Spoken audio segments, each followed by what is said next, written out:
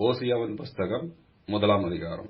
யூதா தேசத்து ராஜாக்களாகிய உசியா, யோதாம், ஆகாஸ், எசேக்கியா என்பவர்களின் நாட்களிலும், யோவாசின் குமாரனாகிய யெஸ்ரயேலின் ராஜாவாகிய யெரொபெயாம் என்பவனின் நாட்களிலும், பெயேரியின் குமாரனாகிய ஓசியாவுக்கு உண்டான கர்த்தருடைய வசனம். கர்த்தர் ஓசியாவைக் கொண்டு உரைக்கத் தொடங்கினபோது, கர்த்தர் ஓசியாவை நோக்கி, நீ போய் ஒரு சோர ஸ்திரியையும் சோரப் பிள்ளைகளையும் உன்னிடமாக சேர்த்துக்கொள். தேசம் கர்த்தரை விட்டு விலகி சோரம் போயிற்று என்றார். அவன் போய் திப்லாமியின் குமாரத்தி ஆகிய கோமேரை சேர்த்துக் கொண்டான். அவள் கர்ப்பம் தரித்து அவனுக்கு ஒரு குமாரனை பெற்றாள். அப்பொழுது கர்த்தர் அவனை நோக்கி, இவனுக்கு யெஸ்ரயேல் என்னும் பேரிடு. ஏனெனில் இன்னும் கொஞ்ச காலத்திலே நான் ஏகுவின் வம்சத்தாரிடத்திலே யெஸ்ரயேலின் இரத்தப்பழியை விசாரித்து இஸ்ரவேல் வம்சத்தாரின் ராஜ்யபாரத்தை ஒழிய பண்ணுவேன். அந்நாளில் யெஸ்ரயேலின் பள்ளத்தாக்கிலே இஸ்ரவேலின் வில்லை முறிப்பேன் என்றார். அவள் திரும்ப கர்ப்பம் தரித்து ஒரு குமாரத்தியை பெற்றாள். அப்பொழுது அவர் அவனை நோக்கி, இவளுக்கு லோருகாமா என்னும் பேரிடு.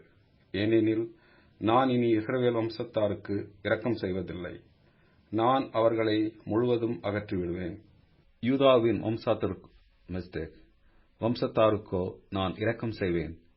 வில்லினாலும் பட்டயத்தினாலும் யுத்தத்தினாலும் குதிரைகளினாலும் குதிரை வீரனாலும் நான் அவர்களை இரட்சியாமல் அவர்களுடைய தேவனாகிய கர்த்தராலே அவர்களை இரட்சிப்பேன் என்றார்.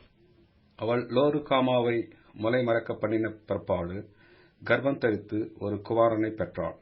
அப்பொழுது அவர், இவனுக்கு லோகமி என்னும் பெயரிடு. ஏனெனில் நீங்கள் என் ஜனமல்ல, நான் உங்கள் தேவனாய் இருப்பதில்லை.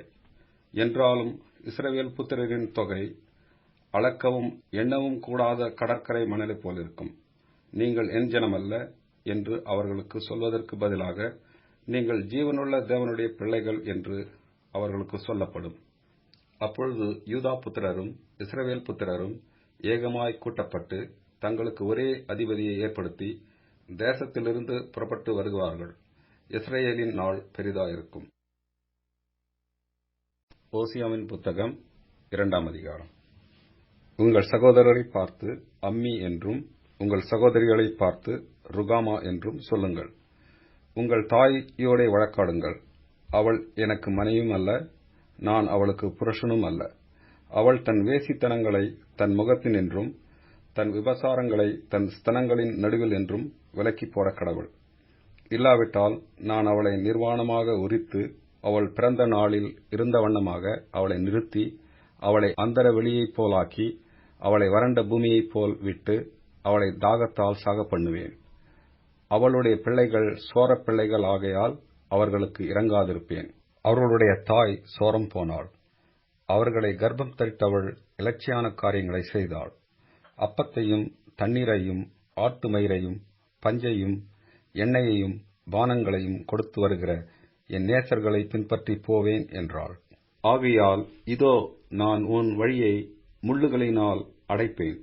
அவள் தன் பாதங்களை கண்டுபிடிக்க கூடாதபடிக்கு மதிலை எழுப்புவேன். அவள் தன் நேசர்களை பின்தொடர்ந்தும் அவர்களை சேருவதில்லை, அவர்களை தேடியும் கண்டுபிடிப்பதில்லை. அப்பொழுது அவள், நான் என் முந்தின புருஷனிடத்துக்கு திரும்ப போவேன். இப்பொழுது இருக்கிறதை பார்க்கிலும் அப்பொழுது எனக்கு நன்மையாய் இருந்தது என்பாள். தனக்கு நான் தானியத்தையும் திராட்சரசத்தையும் எண்ணெயையும் கொடுத்தவர் என்றும் தனக்கு நான் வெள்ளியையும் பொன்னையும் பெருக பண்ணினவர் என்றும் அவள் அறியாமற் போனாள். அவைகளை அவர்கள் பாகாலுடையதாக்கினார்கள். ஆதலால் நான் என் தானியத்தை அதன் காலத்திலும் என் திராட்சரசத்தை அதன் காலத்திலும் திரும்ப எடுத்துக்கொண்டு அவளுடைய நிர்வாணத்தை மூழ்கிறதற்கு நான் கொடுத்திருந்த ஆட்டு மயிரையும் சணலையும் திரும்ப பிடுங்கிக் கொள்வேன். இப்பொழுதும் அவளுடைய நேசர்களின் கண்களுக்கு முன்பாக அவர்களுடைய அவலட்சணத்தை வெளிப்படுத்துவேன். ஒருவரும் அவளை என் கைக்கு நீங்களாக்கி விடுவிப்பதில்லை. அவளுடைய எல்லா மகிழ்ச்சியையும் அவளுடைய பண்டிகைகளையும் அவளுடைய மாத பிறப்புகளையும் அவளுடைய ஓய்வு நாட்களையும் சபை கூடுகிற அவளுடைய எல்லா ஆசரிப்புகளையும் ஒழிய பண்ணுவேன். என் நேசர்கள் எனக்கு கொடுத்த பணயம் என்று அவள் சொன்ன அவளுடைய திராட்சை செடிகளையும் அவளுடைய அத்தி மரங்களையும் நான் பாழாக்கி அவைகளை காடாகப் போகப் பண்ணுவேன். காட்டு மிருகங்கள் அவைகளை தின்னும். அவள் பாகால்களுக்கும் தூபம் காட்டி தன் நெற்றிப் பட்டங்களினாலும் தன் ஆபரணங்களினாலும் தன்னை சிங்காரித்துக் கொண்டு தன் நேசரை பின்தொடர்ந்து என்னை மறந்து போன நாட்களின் நிமித்தம் அவளை விசாரிப்பேன் என்று கர்த்தர் சொல்லுகிறார். ஆயினும் இதோ நான் அவளுக்கு நயம் காட்டி அவளை வனாந்தரத்திலே அழைத்துக் கொண்டு போய் அவளோடே பட்சமாய் பேசி அவ்விடத்திலிருந்து அவளுக்கு அவளுடைய திராட்சைத் தோட்டங்களையும் நம்பிக்கையின் வாசலாக ஆகோரின் பள்ளத்தாக்கையும் கொடுப்பேன். அப்பொழுது அவள் அங்கே தன் இளவயதின் நாட்களிலும் தன் எகிப்து தேசத்திலிருந்து வந்த நாளிலும் பாடினது போல் பாடுவாள். அக்காலத்திலே நீ என்னை இனி பாகாலி என்று சொல்லாமல் ஈஷி என்று சொல்வாய் என்று கர்த்தர் உரைக்கிறார்.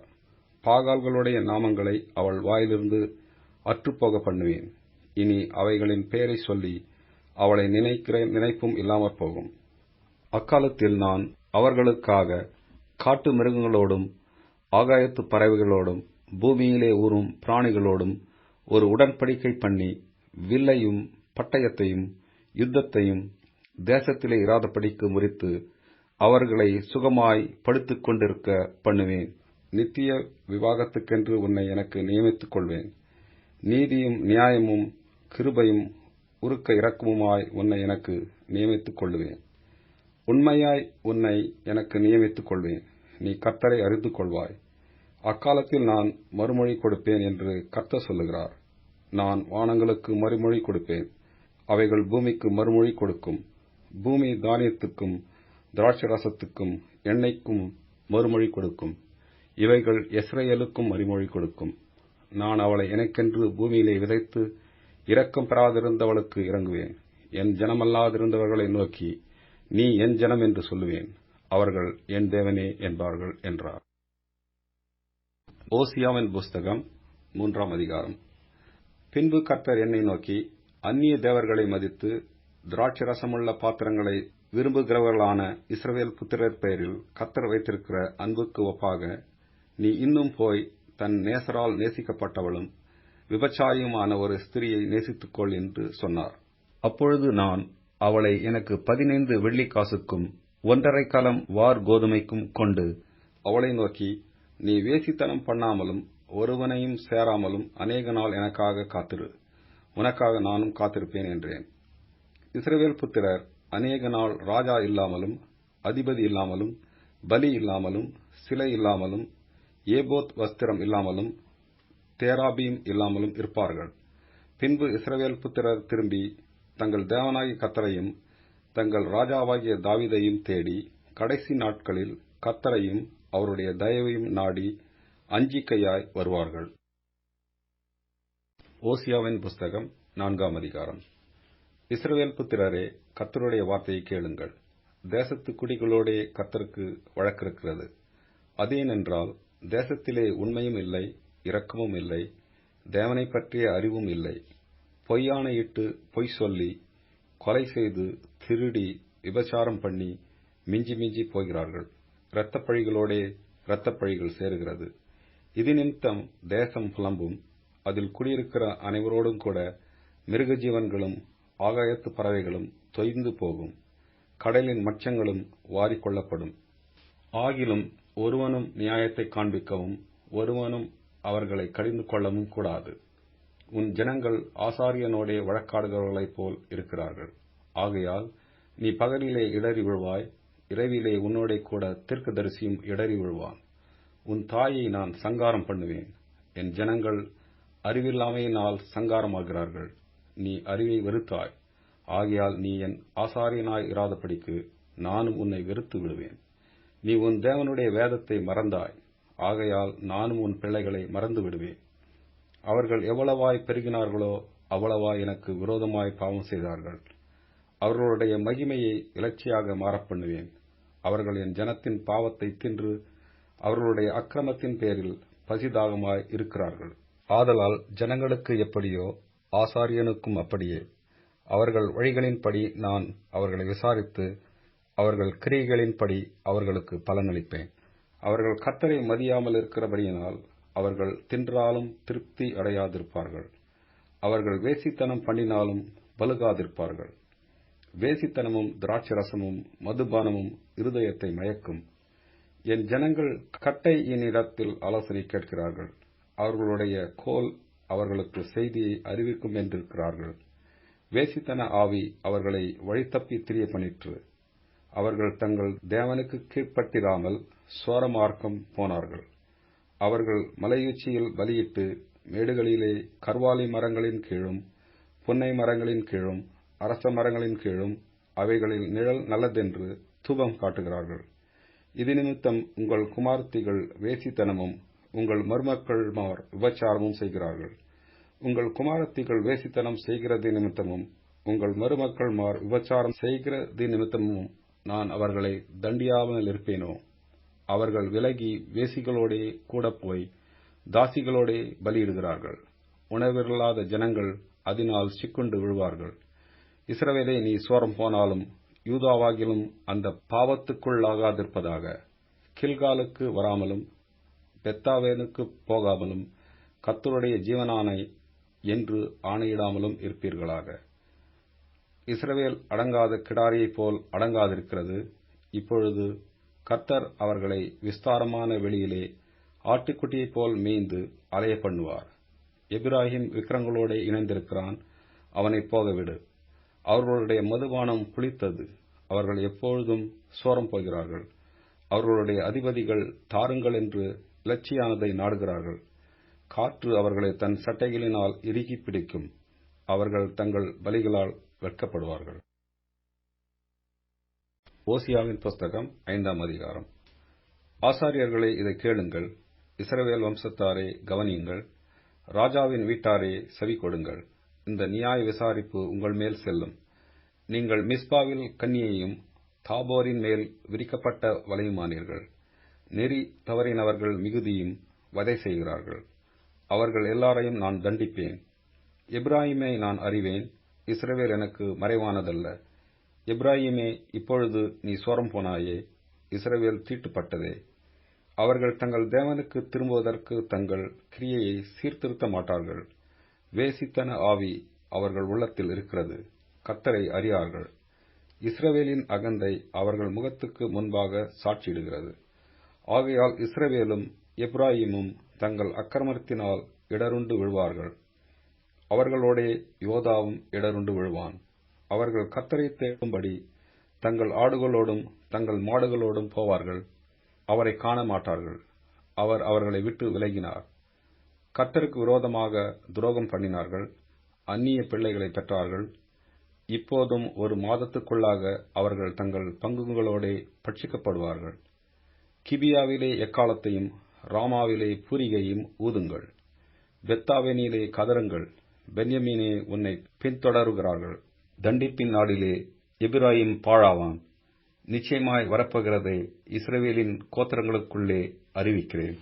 யூதாவின் பிரபுக்கள் எல்லைகளை ஒதுக்குகிறவர்களுக்கு ஒப்பானார்கள். அவர்கள் மேல் என் உக்கிர கோபத்தை தண்ணீரைப் போல ஊற்றுவேன். எப்பிராயீம் தகாத கற்பனையை மனதார பின்பற்றி போனபடியால் அவன் ஒடுக்குண்டு நியாய விசாரணையில் நொறுக்கப்பட்டு போகிறான். நான் எப்பிராயீம் பொட்டரிப்பைப் போலவும் யூதாவின் வீட்டுக்கு உளுப்பையைப் போலவும் இருப்பேன். எப்பிராயீம் தன் வியாதியையும் யூதா தன் காயத்தை கண்டபோது எப்பிராயீம் அசீரிய நண்டைக்கு போய் யாரேப் ராஜாவினிடத்தில் ஆள் அனுப்பினான். ஆனாலும் உங்களை குணமாக்கவும் உங்களில் இருக்கிற காயத்தை ஆற்றவும் அவனால் கூடாமற் போயிற்று.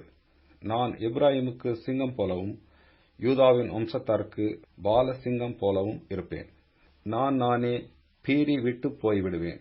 தப்புவிப்பார் இல்லாமல் எடுத்துக்கொண்டு போவேன்.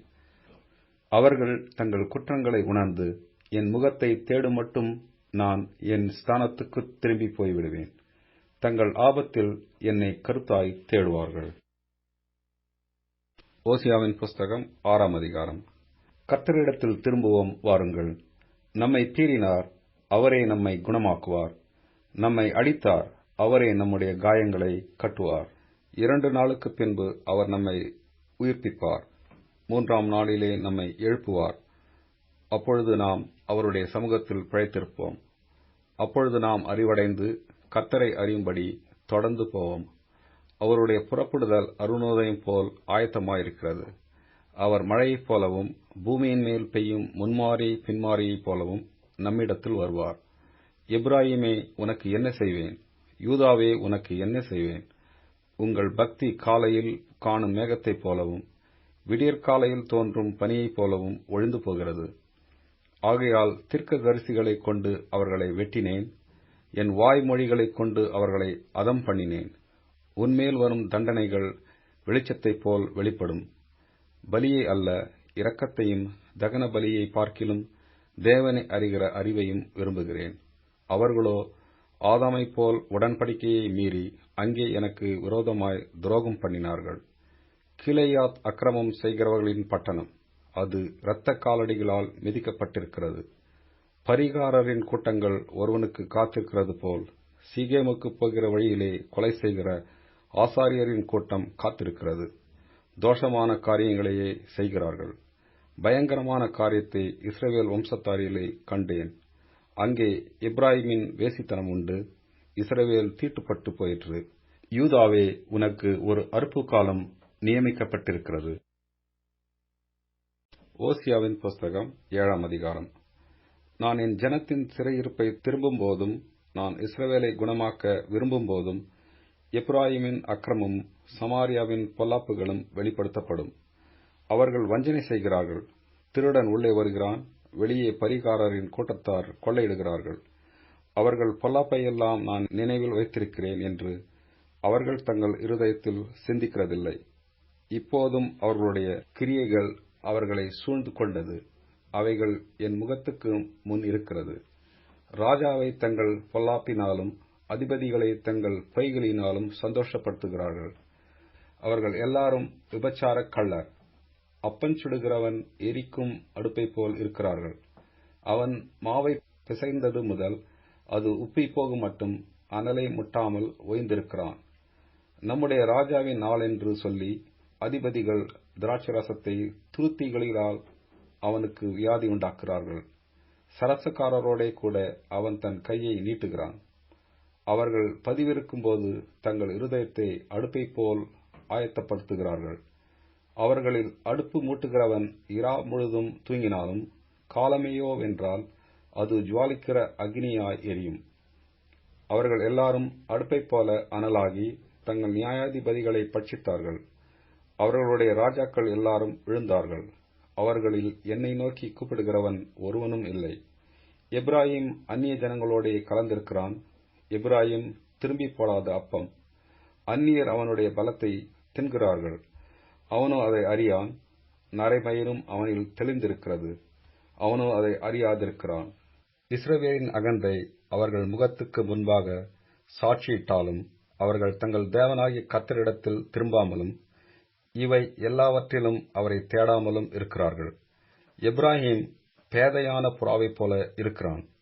அவனுக்கு புத்தி இல்லை. எகிப்தியனை கூப்பிடுகிறார்கள், அசீரியனிடத்திற்கும் போகிறார்கள். அவர்கள் போகும்போது என் வலையை அவர்கள் மேல் வீசுவேன். அவர்களை ஆகாயத்து பறவைகளைப் போல கீழே விழப்பண்ணுவேன். அவர்களுடைய சபையில் கேள்வியானத்தின்படியே அவர்களை தண்டிப்பேன். அவர்கள் என்னை விட்டு அலைந்து திரிகிறபடியினால் அவர்களுக்கு ஐயோ, அவர்களுக்கு கேடு வரும்.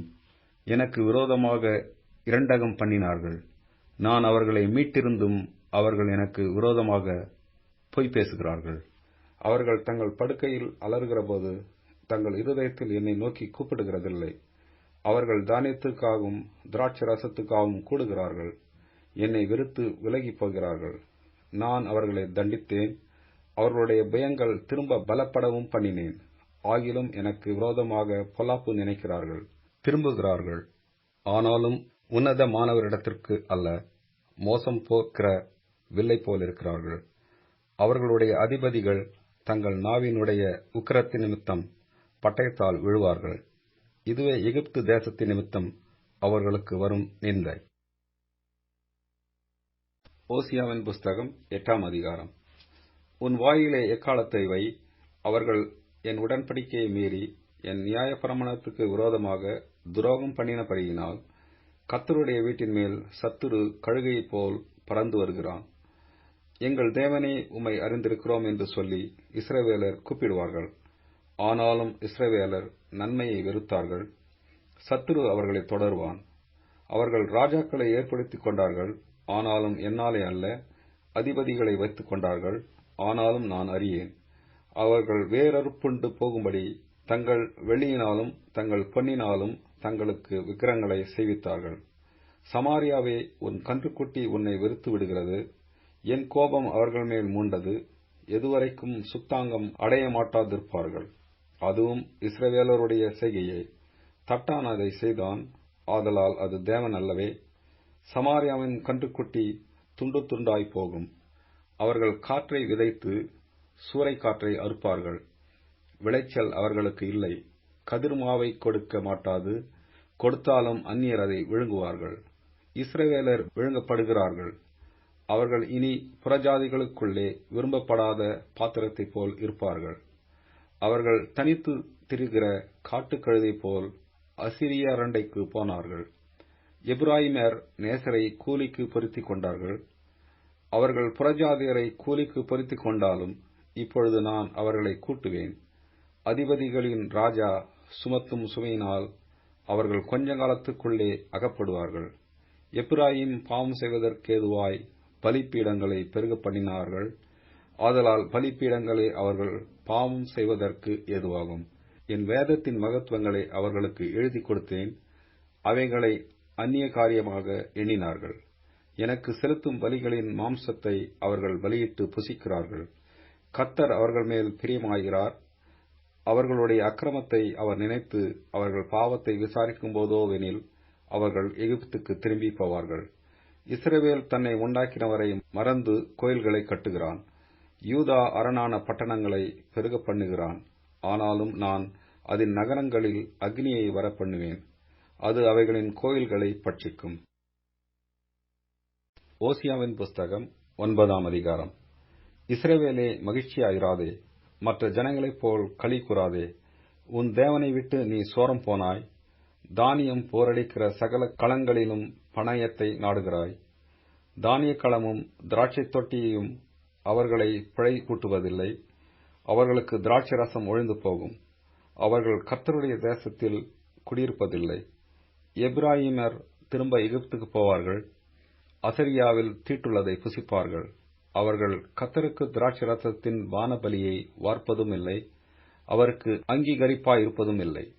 அவர்களுடைய பலிகள் அவர்களுக்கு தூபம் கொண்டாடுகிறவர்களின் அப்பத்தைப் போல் இருக்கும். அதை புசிக்கிற யாவரும் தீட்டுப்படுவார்கள். அவர்களுடைய அப்பம் அவர்களுக்கேயாகும். அது கர்த்தருடைய ஆலயத்தில் வருவதில்லை. ஆசாரிப்பு நாளிலும் கர்த்தருடைய பண்டிகை நாளிலும் என்ன செய்வீர்கள்? இதோ அவர்கள் பாழ்கடிப்புக்கு தப்பும்படி போய்விட்டார்கள். எகிப்து அவர்களை சேர்த்துக் கொள்ளும். மோப் பட்டணம் அவர்களை அடக்கம் பண்ணும். அவர்களுடைய வெள்ளியிருந்த விருப்பமான இடங்கள் காஞ்சொரிகளுக்கு சுதந்திரமாகும். அவர்களுடைய வாசஸ்தலங்களில் முட்செடிகள் முளைக்கும். விசாரிப்பின் நாட்கள் வரும், நீதி சரிக்கட்டும். நாட்கள் வரும் என்பதை இஸ்ரவேலர் அறிந்து கொள்வார்கள். உன் மிகுதியான அக்கிரமத்தினாலேயும் மிகுதியான பகையினாலேயும் தீர்க்கதரிசிகள் மூடரும் ஆவியை பெற்ற மனுஷர்கள் பித்தம் கொண்டவர்களுமாய் இருக்கிறார்கள். எப்பிராயீமின் காவற்காரர் என் தேவனோடு எதிர்த்து நிற்கிறார்கள். தீர்க்கதரிசி தன் வழிகளெல்லாம் குருவி பிடிக்கிறவனுடைய கண்ணியாகவும் தன் தேவனுடைய ஆலயத்திலே பகையாளியாகவும் இருக்கிறான். கிபியாவின் நாட்களில் நடந்தது போல அவர்கள் தங்களை மிகவும் கெடுத்துக் கொண்டார்கள். அவர்களுடைய அக்கிரமத்தை அவர் நினைப்பார். அவர்களுடைய பாவங்களை விசாரிப்பார். வனாந்தரத்தில் திராட்சை குலைகளை கண்டுபிடிப்பது போல் இஸ்ரவேலை கண்டுபிடித்தேன். அத்தி மரத்தில் முதல் தரம் பழுத்த கனிகளைப் போல உங்கள் பிதாக்களை கண்டுபிடித்தேன். ஆனாலும் அவர்கள் பாகால் பேயோர் அண்டைக்கு போய் இலச்சையானதற்கு தங்களை ஒப்புவித்து தாங்கள் நேசித்தவைகளைப் போல தாங்களும் அருவருப்புள்ளவர்களானார்கள். எப்பிராயீமின் மகிமை ஒரு பறவையைப் போல் பறந்து போம். அது பிறப்பதும் இல்லை, வயிற்றில் இருப்பதும் இல்லை, கர்ப்பம் தரிப்பதும் இல்லை. அவர்கள் தங்கள் பிள்ளைகளை வளர்த்தாலும் அவர்களுடைய மனுஷர் இராதபடிக்கு அவர்களை பிள்ளைகள் அற்றவர்களாக்குவேன். நான் அவர்களை விட்டு போகையில் அவர்களுக்கு ஐயோ! நான் எப்பிராயீமை தீருவின் திசை மட்டும் இருக்கிறதை பார்க்கிறது போது அது நல்ல வசதியான ஸ்தலத்திலே நாட்டப்பட்டிருக்கிறது. ஆனாலும் எப்பிராயீமர் தங்கள் குமாரரை கொலை செய்கிறவனிடத்தில் வெளியே கொண்டு போய் விடுவார்கள். கர்த்தாவே, நீர் அவர்களுக்கு கொடுப்பதை கொடும்.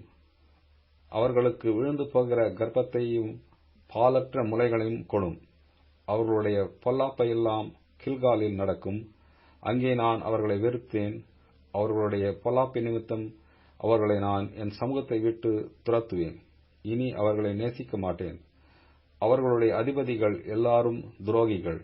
எப்பிராயீமர் வெட்டுண்டு போனார்கள். அவர்கள் வேர் உலர்ந்து போயிற்று. கனி கொடுக்க மாட்டார்கள். அவர்கள் பிள்ளைகளை பெற்றாலும் அவர்களுடைய கர்ப்பத்தின் பிரியமான கனிகளை அதம் பண்ணுவேன்.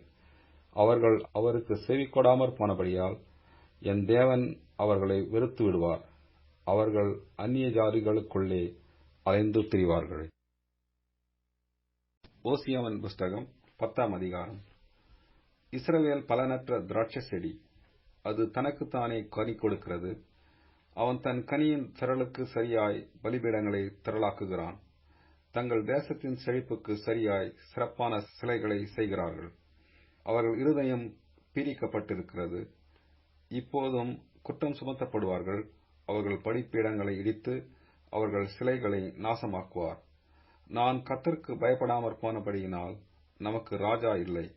ராஜா இருந்தாலும் நமக்காக என்ன செய்வான் என்று இனி சொல்வார்கள். பொய்யான இழுக்கிற வார்த்தைகளை சொல்லி உடன்படிக்கை பண்ணிக் கொண்டார்கள். ஆகையால் வயல்வெளியின் படைச்சால்களில் விஷப்பூண்டுகளைப் போல நியாய தீர்ப்பு முளைக்கும். சமாரியாவின் குடிகள் பெத்தாவேனியிலுள்ள கன்றுக்குட்டி நிமித்தம் பயமடைவார்கள். அதற்காக களிகூர்ந்த அதின் ஜனமும் அதின் பூசாரிகளும் அதின் மகிமை அதை விட்டு நீங்கி போயிற்றென்று அதற்காக துக்கம் கொண்டாடுவார்கள். அதுவும் அசீரியாவிலே யாரேப் ராஜாவுக்கு காணிக்கையாக கொண்டு போகப்படும். எப்பிராயீம் இலச்சை அடைவான்.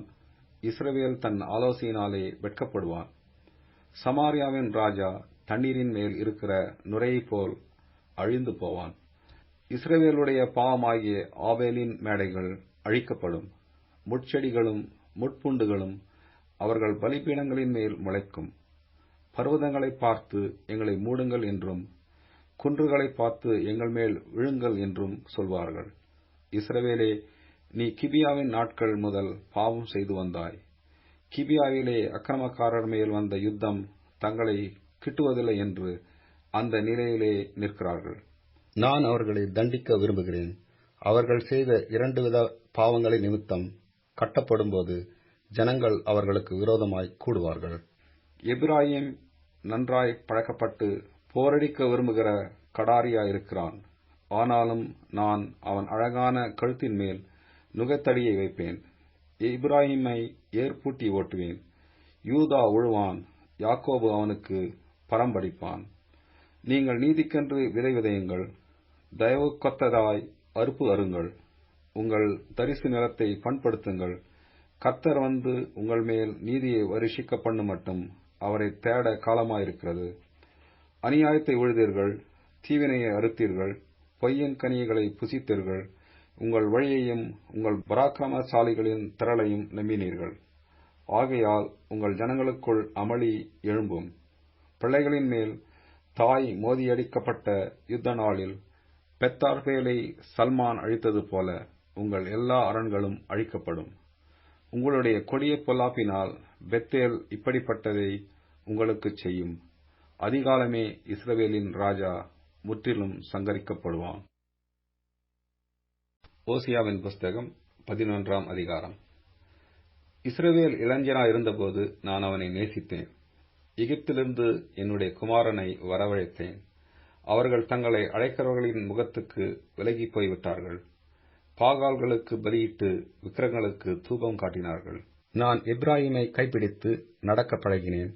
ஆனாலும் நான் தங்களை குணமாக்குகிறவர் என்று அறியாமற் போனார்கள். மனுஷரை கட்டி இழுக்கிற அன்பின் கயிறுகளால் நான் அவர்களை இழுத்தேன். அவர்கள் கழுத்துகளின் மேல் இருந்த நுகத்தடியை எடுத்து போடுகிறவரைப் போல் இருந்து அவர்கள் பட்சம் சாய்ந்து அவர்களுக்கு ஆகாரம் கொடுத்தேன். மனம் திரும்ப மாட்டோமென்றதினால் அவர்கள் எகிப்து தேசத்திற்கு திரும்பி போவதில்லை. அசீரியன் அவர்களுக்கு ராஜா. ஆகையால் அவர்களுடைய ஆலோசனைகளின் நிமித்தம் பட்டயம் அவர்கள் பட்டணங்களுக்குள் பாய்ந்து அவர்கள் தாழ்பாள்களை நிர்மூலம் பண்ணி அவர்களை பட்சிக்கும். என் ஜனங்கள் என்னை விட்டு விலகுகிற மாறுபாட்டை பற்றிக் கொண்டிருக்கிறார்கள். அவர்களை உன்னதமானவரிடத்தில் வரவழைத்தாலும் ஒருவனும் எழும்புகிறதில்லை. எபிராயிமே, நான் உன்னை எப்படி கைவிடுவேன்? இஸ்ரவேலே, நான் உன்னை எப்படி ஒப்புக் கொடுப்பேன்? நான் உன்னை எப்படி ஆத்மாவைப் போலாக்குவேன்? உன்னை எப்படி செபோயீமைப் போல வைப்பேன்? என் இருதயம் எனக்குள் குழம்புகிறது, என் பரிதாபங்கள் ஏகமாய் பொங்குகிறது. என் உக்கிர கோபத்தின்படியே செய்ய மாட்டேன். எப்ராயிமை அழிக்கும்படி திரும்ப மாட்டேன். ஏனென்றால் நான் மனுஷன் அல்ல, தேவனாயிருக்கிறேன். நான் உன் நடுவிலுள்ள பரிசுத்தர். ஆகையால் பட்டணத்துக்கு விரோதமாய் வரேன். அவர்கள் கர்த்தரை பின்பற்றுவார்கள். அவர் சிங்கத்தைப் போல் கர்ஜிப்பார். அவர் கர்ஜிக்கும்போது அவர்கள் சந்ததியார் மேற்கு திசையிலிருந்து நடுங்கி வருவார்கள். எகிப்திலிருந்து குருவிகளைப் போலவும் அசிரியா தேசத்திலிருந்து புறாக்களைப் போலவும் பயந்து வருவார்கள். அப்பொழுது அவர்களை அவர்கள் வீடுகளில் குடியிருக்க பண்ணுவேன் என்று கர்த்தர் சொல்லுகிறார். எப்ராயிமர் பொய்களினாலும் இஸ்ரவேல் வம்சத்தார் வஞ்சகத்தினாலும் என்னை சூழ்ந்து கொண்டிருக்கிறார்கள். யூதாவோவெனில் இன்னும் தேவனோடே அரசாண்டு பரிசுத்தவான்களோடே உண்மையாயிருக்கிறான். ஓசியாவின் புஸ்தகம் 12ஆம் அதிகாரம். எப்பிராயிம் காற்றை மேய்ந்து கொண்டற்காற்றை பின்தொடர்கிறான். அவன் நாள்தோறும் பொய்யையும் கேட்டையையும் வர்த்திக்க பண்ணி அசிரியரோடே உடன்படிக்கை பண்ணுகிறான். எகிப்துக்கு எண்ணெய் கொண்டு போகப்படுகிறது. யூதாவோடும் கர்த்தருக்கு வழக்கு இருக்கிறது.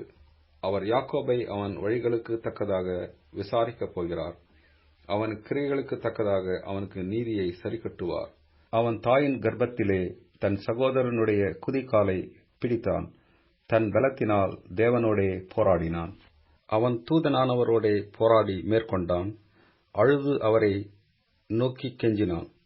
பெத்தேலிலே அவர் அவனை கண்டு சந்தித்து அவ்விடத்திலும் நம்மோடே பேசினார். கர்த்தராகிய அவர் சேனைகளின் தேவன், யெகோவா என்பது அவருடைய நாம சங்கீர்த்தனம். இப்போதும் நீ உன் தேவனிடத்தில் திரும்பு, தயவையும் நியாயத்தையும் கைக்கொண்டு இடைவிடாமல் உன் தேவனை நம்பிக்கொண்டிரு. அவன் வியாபாரி, கள்ளத்தராசு அவன் கையில் இருக்கிறது, அநியாயம் செய்ய விரும்புகிறான். எப்ராயிம், நான் ஐஸ்வர்யமானேன், நான் பொருளை சம்பாதித்தேன், நான் பிரயாசப்பட்டு தேடின எல்லாவற்றிலும் பாவமாகிய அக்கிரமம் என்னிடத்தில் கண்டுபிடிக்கப்படுவதில்லை என்று சொல்லுகிறான்.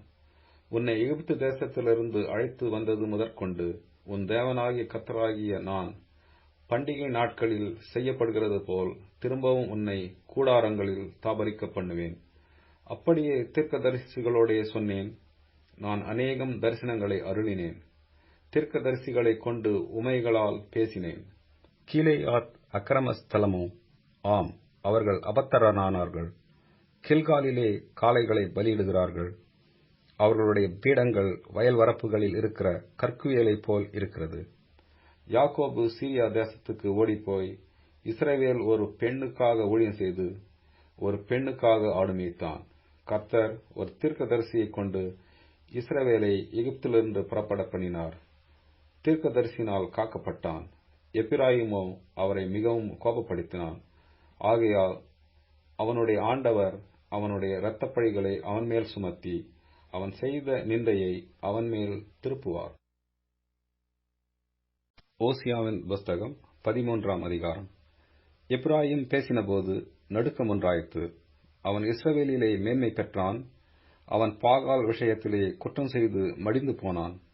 இப்போதும் அவர்கள் அதிகமாக பாவம் செய்து தங்கள் வெள்ளியினால் வார்ப்பித்த சுரூபங்களையும் தங்கள் புத்திக்கேற்ற விக்கிரகங்களையும் தங்களுக்கு உண்டு பண்ணுகிறார்கள். இவைகளெல்லாம் தட்டாருடைய வேலை. மனுஷரில் பலியிடுகிறவர்கள் கன்றுக்குட்டிகளை முத்தமிடலாம் என்று இவளை குறித்து சொல்லுகிறார்கள். ஆகையால் அவர்கள் காலையில் காணும் மேகத்தைப் போலவும் விடியற் காலையில் ஒழிந்து போகிற பனியைப் போலவும் பெருங்காற்று களத்திலிருந்து பறக்கடிக்கிற பதரைப் போலவும் புகைக்கூண்டில் ஏறிப்போகிற புகையைப் போலவும் இருப்பார்கள். நான் உன்னை எகிப்து தேசத்திலிருந்து அழைத்து வந்தது முதல் உன் தேவனாகிய கர்த்தராயிருக்கிறேன். ஆகையால் நீ என்னையன்றி வேறே தேவனை அறிய வேண்டாம். என்னையன்றி இரட்சகர் ஒருவரும் இல்லை. நான் உன்னை மகா வறட்சியான தேசமாகிய வனாந்தரத்திலே அறிந்து கொண்டேன். தங்களுக்கு இருந்த மேய்ச்சலினால் திருப்தியானார்கள். திருப்தியான பின்பு அவர்கள் இருதயம் மேட்டிமையாயிற்று. அதனால் என்னை மறந்தார்கள். ஆகையால் நான் அவர்களுக்கு சிங்கத்தைப் போல் இருப்பேன், சிவிகையைப் போல் வழியருகே பதிவிருப்பேன். குட்டிகளை பறிகொடுத்த கரடியைப் போல நான் அவர்களை எதிர்த்து அவர்கள் ஈரக்குலையை கிழித்து அவர்களை அங்கே சிங்கம் பட்சிக்கிறது போல் பட்சித்து போடுவேன். காட்டு மிருகங்கள் அவர்களை பீறி போடும். இஸ்ரவேலே, நீ உனக்கு கேடுண்டாக்கிக் கொண்டாய். ஆனாலும் என்னிடத்தில் உனக்கு சகாயம் உண்டு. எனக்கு ராஜாவையும் அதிபதிகளையும் ஏற்படுத்த வேண்டுமென்றாயே. இப்போதும் உன்னுடைய எல்லா பட்டணங்களிலும் உன்னை இரட்சிக்கும் ராஜா எங்கே? உன் நியாயாதிபதிகள் எங்கே? நான் கோபத்திலே உனக்கு ராஜாவை கொடுத்தேன், என் உக்கிரகத்திலே அவனை எடுத்துக்கொண்டேன். எப்பிராயீமின் அக்கிரமம் கட்டி வைத்திருக்கிறது, அவன் பாவம் பத்திரப்படுத்தப்பட்டிருக்கிறது. பிரசவ ஸ்திரீயின் வேதனை அவனுக்கு வரும். அவன் விவேகமில்லாத பிள்ளை, பேறுகாலம் மட்டும் அவன் நிற்கவில்லை. அவர்களை நான் பாதாளத்தின் வல்லமைக்கு நீங்களாக்கி மீட்பேன். அவர்களை மரணத்துக்கு நீங்களாக்கி விடுவிப்பேன். மரணமே, உன் வாதைகள் எங்கே? பாதாளமே, உன் சங்காரம் எங்கே? மனமாறுதல் என் கண்களுக்கு மறைவானதாயிருக்கும். இவன் சகோதரருக்குள்ளே ஜனம் பெருத்தவனாயிருந்தாலும் கர்த்தருடைய காற்றாகிய கீழ்காற்று வனாந்தரத்திலிருந்து எழும்பி வரும். அதனால் அவனுடைய ஊற்றுகள் வற்றிப் போகும், அவனுடைய துறவு சுவற்றிப் போகும். அது இச்சிக்கப்பட்டத்தக்க சகல பதார்த்தங்களுள்ள உத்தம பதார்த்தங்களையும் வாரிக்கொண்டு போகும். சமாரியா தன் தேவனுக்கு விரோதமாக கலங்கம் பண்ணினபடினால் குற்றம் சுமத்தப்பட்டதாயிருக்கும். அவர்கள் பட்டயத்தால் விழுவார்கள், அவர்களுடைய குழந்தைகள் மோதியடிக்கப்படும், அவர்களுடைய கர்ப்பவதிகள் கீறப்பட்டு போவார்கள். ஓசியாவின் புஸ்தகம் 14ஆம் அதிகாரம். இஸ்ரவேலே, உன் தேவனாகிய கர்த்தரிடத்தில் திரும்பு. நீ உன் அக்கிரமத்தினால் விழுந்தாய். வார்த்தைகளைக் கொண்டு கர்த்தரிடத்தில் திரும்புங்கள். அவரை நோக்கி, தேவரீர் எல்லா அக்கிரமத்தையும் நீக்கி எங்களை தயவாய் அங்கீகரித்தருளும். அப்பொழுது நாங்கள் எங்கள் உதடுகளின் காளைகளை செலுத்துவோம். அசரியா எங்களை இரட்சிப்பதில்லை, நாங்கள் குதிரைகளின் மேல் ஏறமாட்டோம். எங்கள் கைகளின் கிரியையை பார்த்து நீங்கள் எங்கள் தேவர்கள் என்று இனி சொல்ல மாட்டோம். திக்கற்றவன் உம்மிடத்தில் இரக்கம் பெறுகிறான் என்று சொல்லுங்கள். நான் அவர்கள் சிறுகேட்டை குணமாக்குவேன், அவர்களை மனப்பூர்வமாய் சிநேகிப்பேன். என் கோபம் அவர்களை விட்டு நீங்கிற்று. நான் இஸ்ரவேலுக்கு பனியைப் போல் இருப்பேன், அவன் லீலி புஷ்பத்தைப் போல் மலருவான், லீபனோனைப் போல் வேரூன்றி நிற்பான். அவன் கிளைகள் ஓங்கி படரும், அவன் அலங்காரம் ஒலிவ மரத்தினுடைய அலங்காரத்தைப் போலவும் அவனுடைய வாசனை லீபனோனுடைய வாசனையைப் போலவும் இருக்கும். அவன் நிழலில் குடியிருக்கிறவர்கள் திரும்புவார்கள். தானிய விளைச்சலைப் போல் செழித்து திராட்சை செடிகளைப் போல படர்வார்கள். அவன் வாசனை லீபனோனுடைய திராட்சரசத்தின் வாசனை போல் இருக்கும். இனி எனக்கும் விக்கிரங்களுக்கும் என்ன என்று எப்பிராயீம் சொல்லுவான். நான் அவனுக்கு செவி கொடுத்து அவன் மேல் நோக்கமாயிருந்தேன். நான் பச்சையான தேவதாரு விருட்சம் போல் இருக்கிறேன், என்னாலே உன் கனி உண்டாயிற்று என்று எப்பிராயீம் சொல்லுவான். இவைகளை உணரத்தக்க ஞானமுள்ளவன் யார்? இவைகளை கிரகிக்கத்தக்க புத்தியுள்ளவன் யார்? கர்த்தருடைய வழிகள் செம்மையானவைகள், நீதிமான்கள் அவைகளில் நடப்பார்கள். பாதகரோ வென்றால் அவைகளில் இடறி விழுவார்கள்.